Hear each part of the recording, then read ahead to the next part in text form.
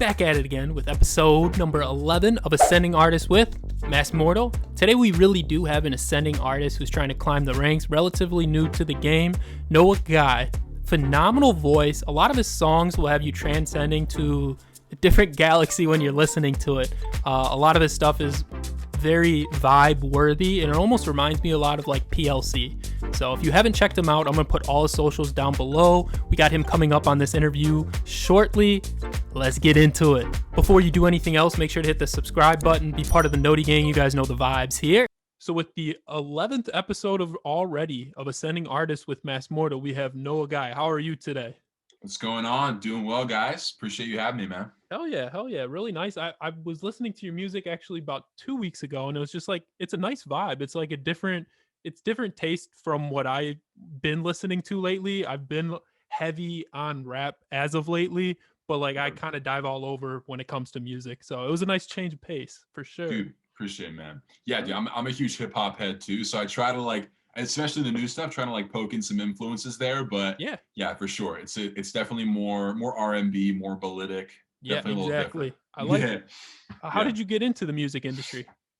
So honestly, before this like past year, I was really just kind of doing the school thing full time. I grew up from a small town right outside of Philly, and I always like loved music, was always around music. My parents are musicians, but for me, I definitely didn't think it was something that was like I guess like feasible to be like a career. And I think no one around me was really embracing the arts in that way. So I was playing basketball, and I was like, okay, I'll just go to school for that, kind of go on the more traditional kind of path, even though it was never really something that felt like right for me necessarily.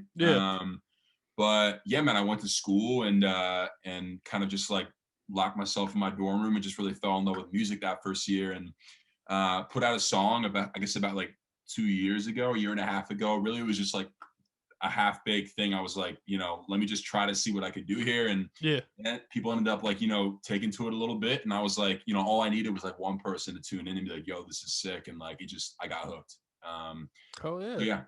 Was moved to New York for a little bit, was doing that kind of right when COVID kicked off. And man, now we're out here getting this little project rolled out in LA, and it's been good. Want to talk a little bit more on the project you got coming out? Yeah, absolutely. For sure. For the most part, it's like sort of like a little mini EP, kind of some taste that I've like sort of put together really just over kind of like the Corona era, if you will. Was kind of used to doing like the songwriting stuff and session stuff in studio. So for me, like I really had to like work backwards. And right before I moved here, I was living with my parents back in Philly for a little bit, and living in my childhood bedroom, just doing like recording on like a shitty Walmart mic. And I had like so much to learn too, because I never really was like doing the self-recording thing either, but it definitely allowed me to sort of like develop my own sound and really focus in on like, all the little layers, the harmonies and stuff, and just all the full composition. Like I was looking at it from a different perspective, really being behind it, and just like making it all happen myself and building it out on my computer on GarageBand. So the next EP is, it's pretty, I would say like, the song coming out this week, Saltines Gingerale, June 25th, but that's a little bit more in like the soul pop world, kind of probably draws to a bigger audience. And then a lot of those other ones are definitely a little bit more alternative R&B, some hip hop influence for sure. But yeah, super homegrown. It kind of has a rawness to it that definitely sounds like it could have been made in a childhood bedroom, which I'm cool with. I love. That's awesome. Yeah. For some reason, I always love those. Like you can almost like kind of hear that like behind almost a lot of those types of sounds is like that childhood bedroom, or just like somebody making it out of their bedroom. And you get so many, 100%. There's so many like songs that just hit viral or just basically just blow up, and it's insane because they literally made it out the bed, so it's crazy. Totally, man. Yeah. I mean, it's a great way to start, you know what I mean? And I think like it leads to a very natural progression, as opposed to kind of like going immediately to that like whatever $100,000 studio. It's like I think like when you get to really like take time and like be kind of one with the music, you kind of like really figure out. I think you're more in tune to really like what you're doing, as an artist. 100%. 100%. Yeah. From a artist standpoint, who are kind of your bigger music inspirations? Yeah. Well, I grew up like my parents like really put me on Motown from the jump. Oh, okay, yeah. So like big Motown heads. We had a bunch of like, like record crates in the house, and I was always kind of filtering through Right. those and got hooked pretty early on some stuff that was definitely well beyond my years. But yeah, and then growing up, I fell in love with like underground hip hop too. So I was listening to a lot of like that and sort of the cross between like the Jay Dilla stuff and also like Okay. D'Angelo and some of the Soulquarian stuff going on. I Yeah. love that stuff. The Roots as well. Um, but yeah, more recently, dude, been loving like what Brent Fayez does. Beautiful That's like a stuff. more Yeah. like newer like R&B artist for sure. I'm always listening to his records and being like, wow, like this dude's It just this dude's on hits. on a different Yeah. level. Yeah, yeah, Oh yeah.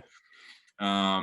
And yeah, man. I mean, I love Anderson .Paak. I love like the soul that he brings. I remember when I first listened to Malibu. I think when I was like in high school, like a sophomore, or something in high school, junior in high school, like changed. I was like, what is this? And that definitely opened up the floodgates for me, like kind of bridging, like, okay, I can still sort of bridge this sort of like neo soul kind of thing that feels a little retro, but also Yeah.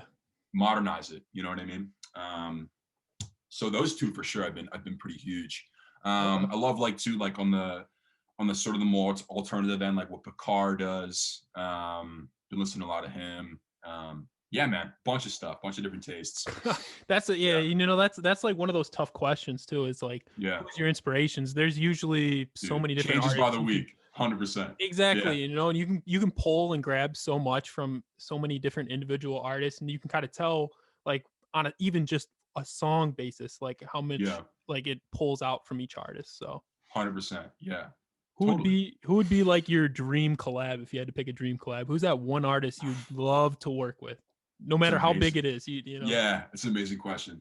I'd probably say Lauren Hill.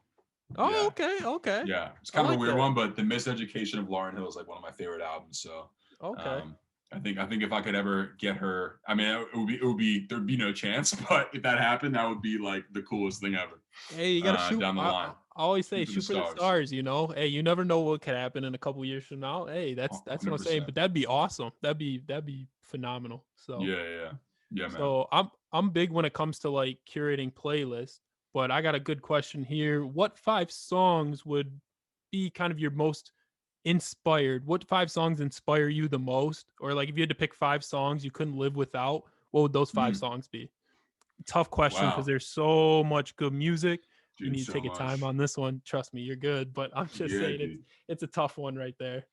dude, that's crazy. Wow. I mean, you're a hip hop head, so I'm sure you'd know some hip hop crate digs I would pull up. But I think for me, just thinking about too, like what shaped me and like my childhood that Yeah, like got me to the point 100%. where I am. I think one definite one would be Definition, Okay. Most Def and Talib Kweli, this Black Star from the Black Star album. Uh, that for me, I remember my older brother showed me that when I was like in like fourth grade, and I was Okay. like, that really opened up the floodgates to like everything hip hop. Um, so I would say that one for sure. Could it be like a project? Oh yeah, project. I honestly anything. Okay, I'd be cool with the project. I'd be cool with that. okay, cool. I would say that Black Star album. I would say Malibu, Anderson .Paak.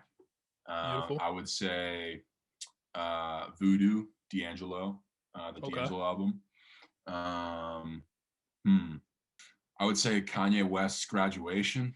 Yeah, that's like Uh, that's a lot of people give me that answer, and I'm like, yeah, yeah, Kanye West inspires so makes many. sense though, right? It does. It does. And then, oh, you know what album I loved? The the Feels album by Snow Allegra. I Oh, always okay. come back to that one. Okay. Yeah. I love her, so I would say that one. Okay. Top it off. Yeah, yeah. That's pretty So good right there. different time periods, different vibes, but yeah, Yeah, sort of no, that full mixture. I was about to say that's a very healthy mix right around there. So Yeah, like it, love it. thanks, man. So big thing, what do you want your fans to get out of your music? So when someone's listening to your music, what do you want them to pull out of it? Yeah, man, that's a good one. Honestly, I think like a lot of my music, I'm more recently at least, it's been a lot less like really focusing like so much on like the attention to like detail. Like I care about that so much, and like Yeah. definitely still want everything to be as good as it can or as perfect as it can. But I think a huge takeaway would just be like, especially for this new project, like so much of it was me just like learning how to self-record and be like a self-sufficient kind of like artist. And you know, I was working, I had a pretty small team around me and building it out. So Yeah. I think like one thing is that like you know, if you want for an artist, at least, or a young aspiring artist, like, you know, you can do what I did, which I think is just great. That the fact that now we live in a world where like we can be so like self-sufficient and like really create art from our bedrooms, you know what I mean? 100%. Which is crazy. It's a blessing. It is. But in terms of like, you know, content and stuff, I think I just want to honestly like yeah, appeal to someone or make someone feel something that they haven't felt before, or like something that feels like, I think a lot of my music, like I said, I pulled from like a lot of older influences, Yeah. like I said, from my parents' record crates. So I think like having some sort of nostalgic feelings or something that feels sort of familiar, but in a sort of a reimagined way, it sort of gives me this feeling like, wow, like this kind of hits me heavy. Like they sort of remember it from, They I can don't know, like attach early to it. adolescence or something, you know what I Yeah. mean? Just something that Yeah. makes people like sort of like, yeah, just like, oh, you know, Get that good vibe to it, get that that good vibe attach where to it. they can attach to it. That's like Yeah, huge when it comes to music, you know. It's yeah, like totally, man. you instantly remember something when you can attach to it, or like you remember it because of that sound. So In a moment, totally, yeah, a yeah, hundred 100%. percent. Just feel that soul, yeah, yeah. So that's 100%. that's more broadly, I think what I would say. Yeah. Okay, I like that. Anything else you want to acknowledge, kind of drop? I know you said you have the EP coming up. Also you got was it the EP? Is it the EP this Friday, or is it a single you have dropping this Friday? So it's a single release, kind of the first single of the First EP single. rollout. Sweet. Yeah, Saltines Gingerale. So Okay. that comes out June 25th, and Perfect. then the rest with like all the music videos and stuff, I'll be rolling out really over the summer. Just got back from Hawaii, shot some music videos there. Ah, So sweet. yeah, I'm excited to see how it all kind of pieces together. And yeah, I think again, it's sort of like talking about those like influences, just pulling from different influences. Definitely like, so a lot of songs are a lot more like heavy R&B, and other ones that have like some more like sort of like neo soul pop flares. It definitely has something in there for everyone. So I think like, you know, I'm excited to see like, you know, who takes to it, and yeah, just have people, you know, finally tune into it.